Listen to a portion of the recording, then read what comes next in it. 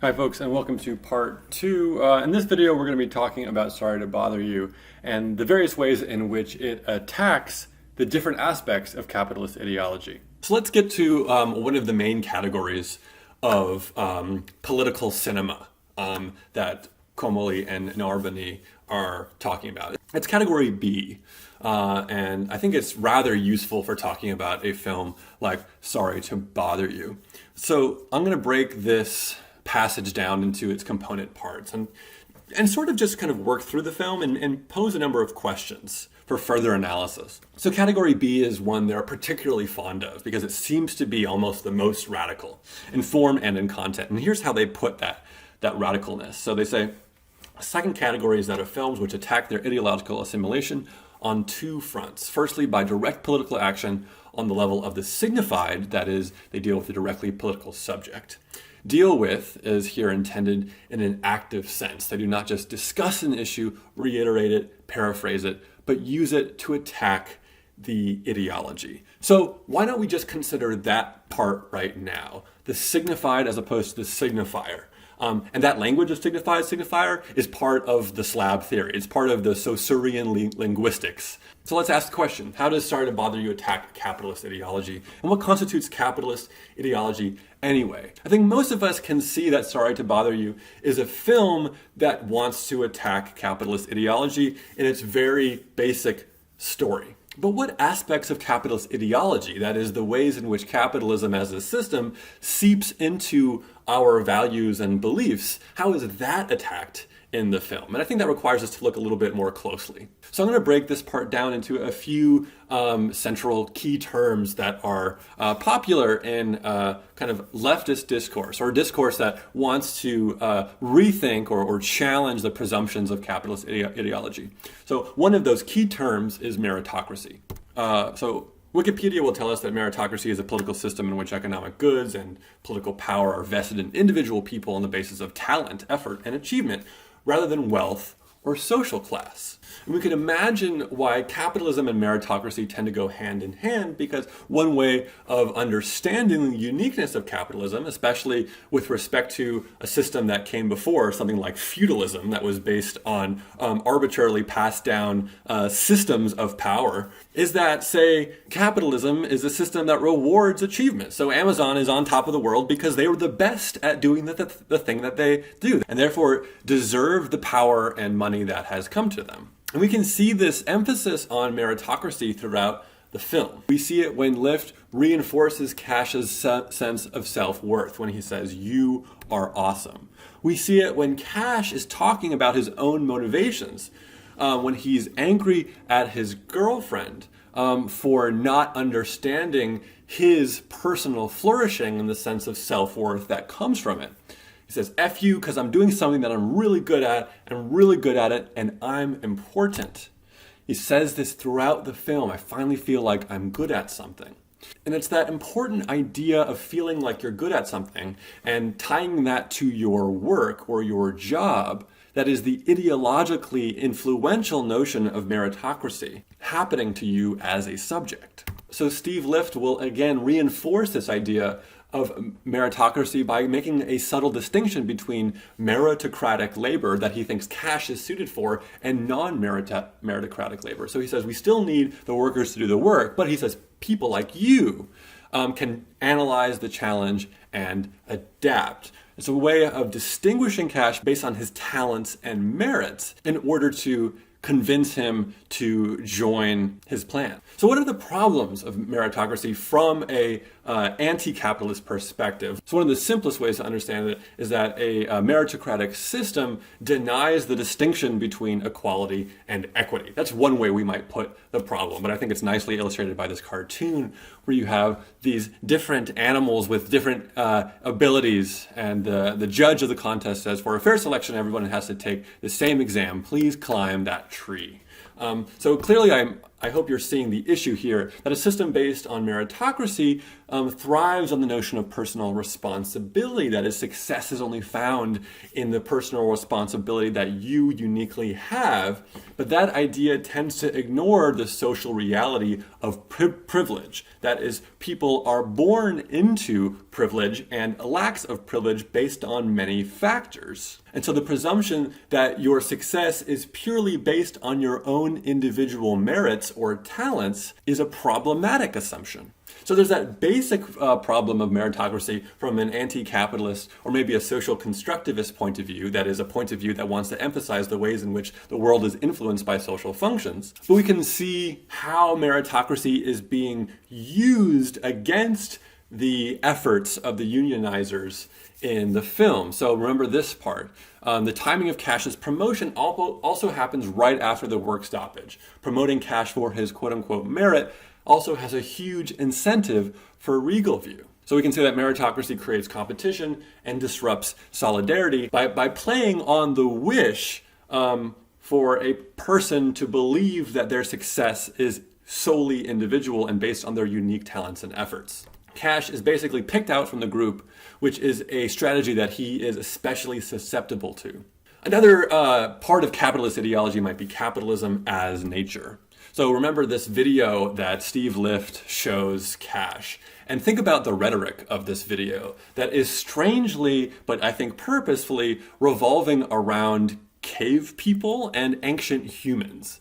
Why is it revolving around cave people and ancient humans? And what kind of arguments is it making? Well, it starts by making an argument or telling a story about humans as essential beings defined by their modification of themselves through technology or technics, right? So it wants to make this claim that the horse people is merely one extra step in human technological evolution. They say, humans have modified ourselves throughout history. Worry-free is carrying forward this lineage of natural developments that began in prehistoric times. So why might the film be presenting the capitalist force of worry-free as wanting to use the language of evolution? Well, one way to think about this is the popularity of the discourse of evolutionary psychology, which is a theoretical approach in the natural sciences and the social sciences that examines psychological structure from a modern evolutionary perspective. It seeks to identify which human psychological traits are evolved adaptations, that is, the functional products of natural selection or sexual selection in human evolution. So I hope now you can imagine the ways in which evolutionary psychology, or at least a kind of pervasive popularization of evolutionary psychology, might be a convenient bedfellow of capitalist ideology. Consider the idea that the competition endemic to a capitalist system might be also endemic to early human forms of relation. That competition is, say, in our DNA, and therefore an economic system based on competition is just the right one. Or take the idea of survival of the fittest, itself a kind of reductive translation of Darwinian evolutionary thought that's often been used as a way to justify capitalism as the most natural, the most evolved, and the most productive economic system. So what I think the film is doing here is lampooning the reliance on an evolutionary psychological way of thinking as justification of the naturalness of capitalism. Part 3, we might say capitalism as rational.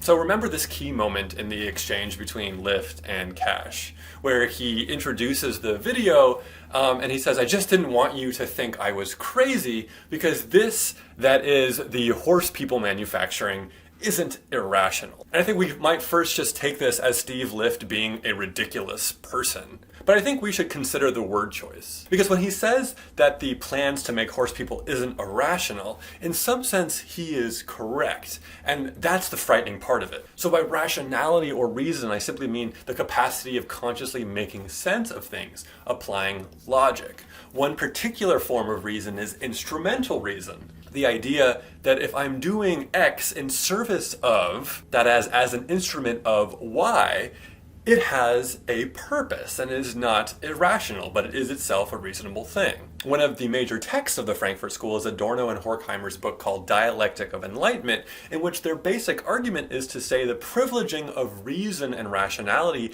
after the 18th century Enlightenment leads to a monstrous perversion of reason as the end-all and be-all of human progress. And I think the presentation of Steve Liff's way of thinking, his invocation of rationality behind his behavior, behind his plan to advance society through the manufacture of horse people, is an echo of a system of thought that critiques the Enlightenment. And the film makes sure that as spectators, we don't confuse rationality with virtue or with common sense. Right? So I think it matters, in a sense, that the film presents us first with the clear monstrosity and social injustice of creating horse people because of the shock of seeing the horse person who is in pain, right? It doesn't strike us as rational when the horse person falls to the floor. So when we see the video that tries to explain the horse people as a mere logical extension of human tool development and self-modification, the fact of rationality as a common defense of capitalist thinking presents itself as ridiculous. Another aspect of capitalist ideology might be individualism.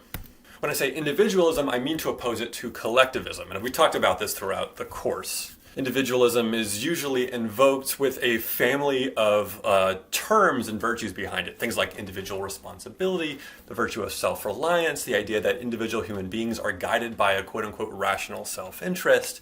Once again, that idea of meritocracy, that we should award individual people based on their own unique talents and abilities. Now, individualism is a tricky thing when we think about a movie like Sorry to Bother You, because unlike the communist propaganda piece Battleship Potemkin, Sorry to Bother You is unambiguously protagonist-driven. It revolves around an individual that we absolutely are meant to identify with on some degree. But we might note that at the end of the film, Cash's individuality is obliterated. His face is literally made unrecognizable when he's made part of the horse person collective.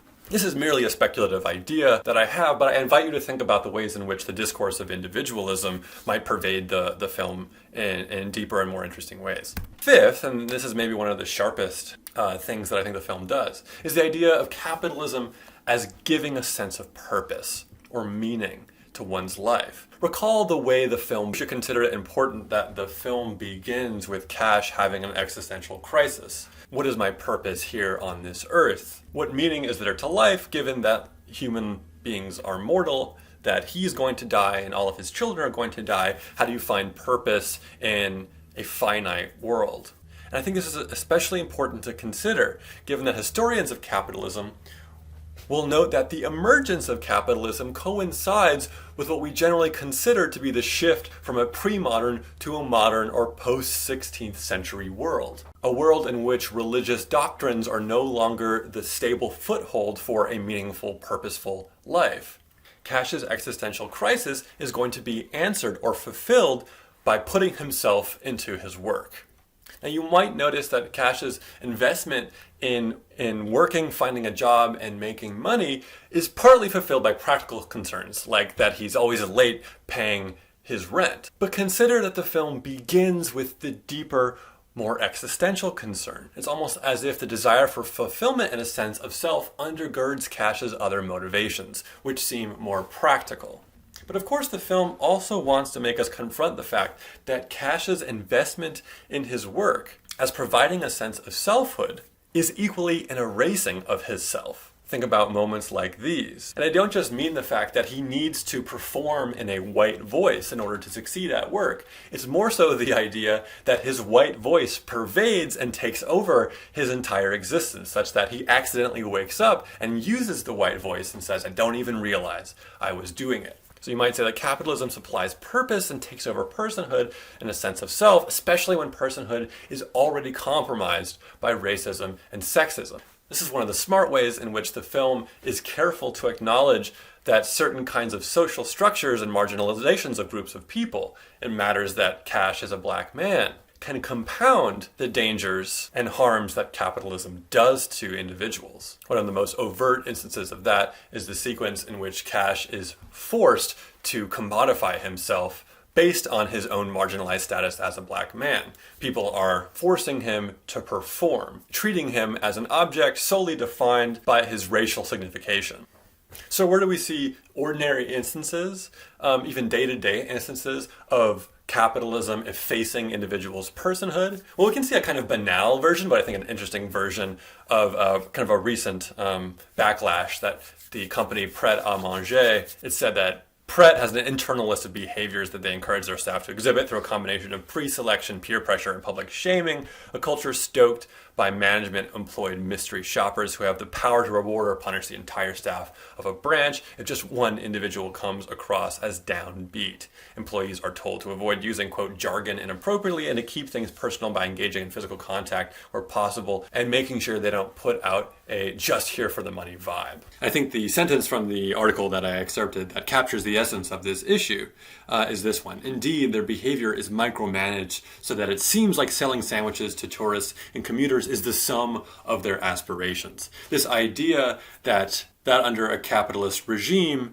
the distinction between work and life is increasingly disappearing. The film Sorry to Bother You gives us a literalization of that through worry-free's wage slavery. But I think on an ideological level, the kind of thing that Pret a Manger is being accused of is also a kind of effacing of personal freedom and, more importantly, personal selfhood for the expense of investing one's whole self into their work. So those are just some ways we might look at the film Sorry to Bother You as doing political work, as attacking various aspects of capitalist ideology. But that's not the whole story. I want to consider the other parts of Section B and think of how the film is operating at the level of form and at the level of story structure, and speculate on what Comolli and Narboni might say about the film. I'll see you then.